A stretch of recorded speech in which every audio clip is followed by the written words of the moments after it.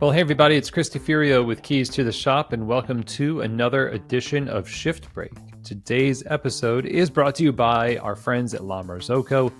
At LaMarzoccoUSA.com is where you should go to learn more about all of their wonderful equipment, all the espresso equipment that really makes a difference because it's built with you in mind. It has been the cornerstone, I'd say, of the espresso machine industry for quite a long time, almost 100 years. They've been making espresso machines by hand since 1927 in Florence. And so when you're in the market for an espresso machine, you want something that is, not only beautiful, but not only dependable, also innovative. That's what La Marzocco offers.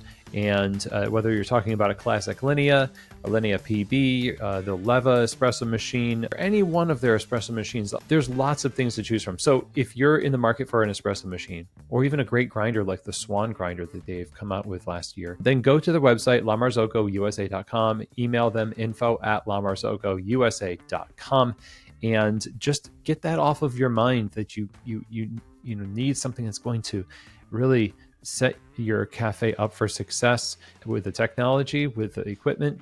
La Marzocco has you covered. LaMarzoccoUSA.com. Now, also, Rattleware.com is a wonderful company that specializes in smallwares that help your cafe just work, because the cafe is supported by smallwares. The smallwares are a big deal when they don't work because it's really annoying. It's functionally like a train wreck when a shot glass doesn't work the way it's supposed to. These are the basic things, but knock boxes that don't last, pitchers that are, very flimsy, or all that stuff. So Rattleware.com has been around for quite a long time. They've been a staple. They've been helping the industry succeed, and they are in the background helping you, display your skill and abilities in the cafe through smallwares that just work. So go to Rattleware.com to find great smallwares today. Now, today's episode, everyone, I want to talk about something that I think is of the moment. And I realize that something that I talk about a lot that really resonates, that we get ourselves really built up about, is systems, structures, checklists, and things like that. Now, we need these things. Of course, we need these things, and they are very good. When we get ourselves in a mode of really mustering the strength and idea to follow through with something that we know we should do, like a system, sometimes we need to kind of navigate back toward the other direction, because systems and checklists and things like that, they don't necessarily have the spirit of the place in them if you over-focus on the system itself.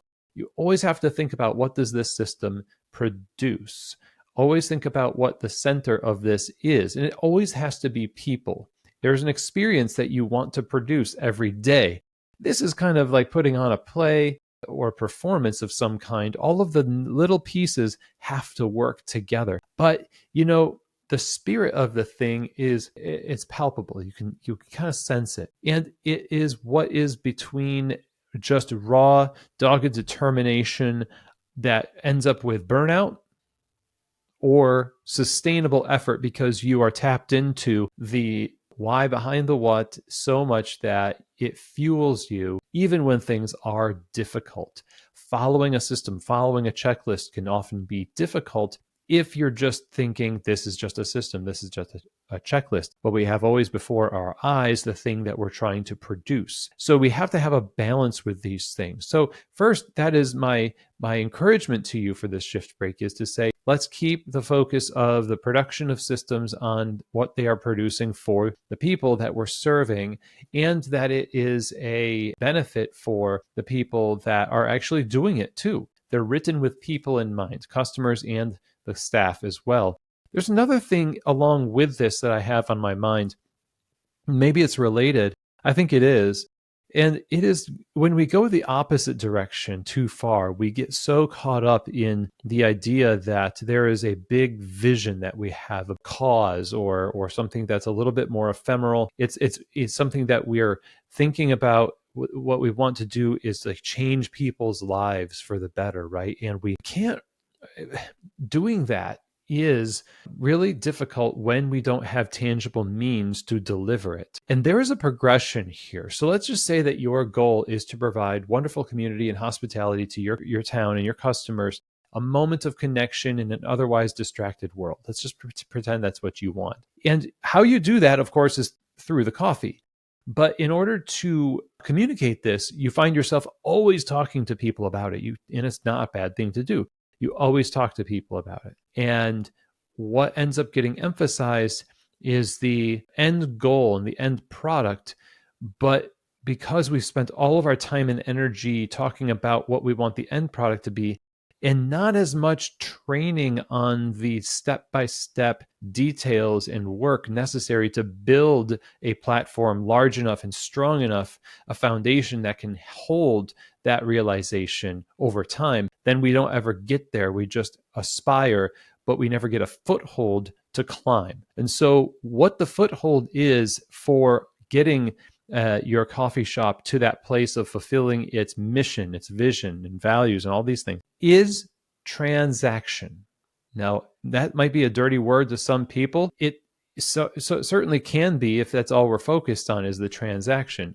But transactions are a safe entry point for customers. They go to your cafe for food and drink all day long.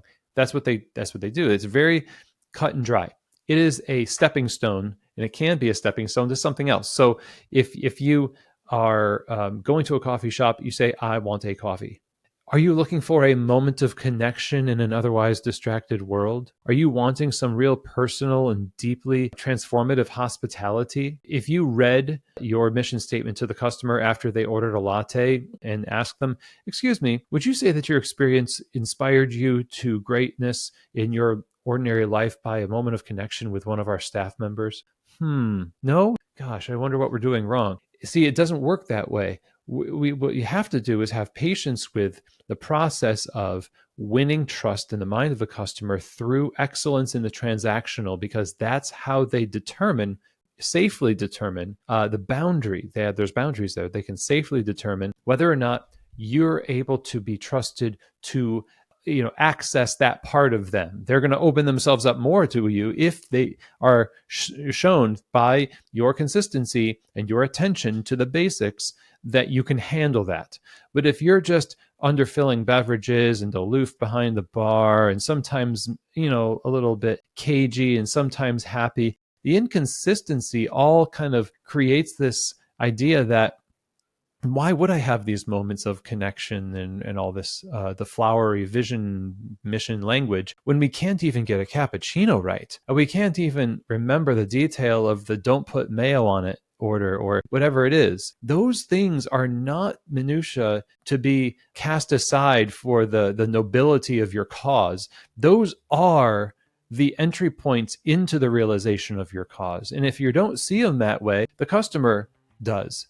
And when you don't, we talk about wanting the customer to feel seen. Well, that's how you feel seen as a customer. I want thing. You make thing. I eat or drink thing. This is how I'm seen. After that, I'm not there for validation in my life. I'm there for coffee.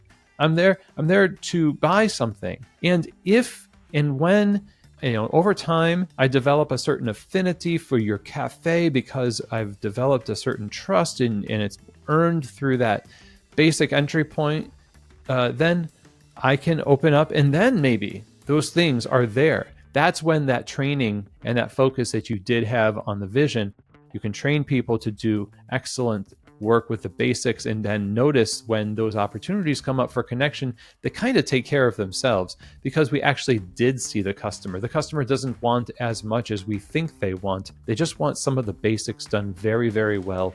And the culture based on those things and the trust developed over the basics will become a culture that lasts over time. And that's just been on my mind to talk to you about. So what do you think about that? Does that ring true? Is that something that you'll take and maybe apply in your cafe and the way you speak to your staff and the way you train them? And how we speak and how we train people and what we invest our energy into is going to be to how our businesses develop. And so if we can just kind of direct that energy into producing that consistent excellence in the basic things that build trust and then build community and culture, that's when we start to see cafes become more profitable There's other things that we can talk about that lead to that, but this is one of the cornerstones, I think. So as always, thank you so much for being here on this edition of the show on Shift Break. If you love the show, I would love for you to subscribe. Anyway, I appreciate you all. Thank you so much. And I will see you here next week for another edition of Shift Break, from keys to the shop.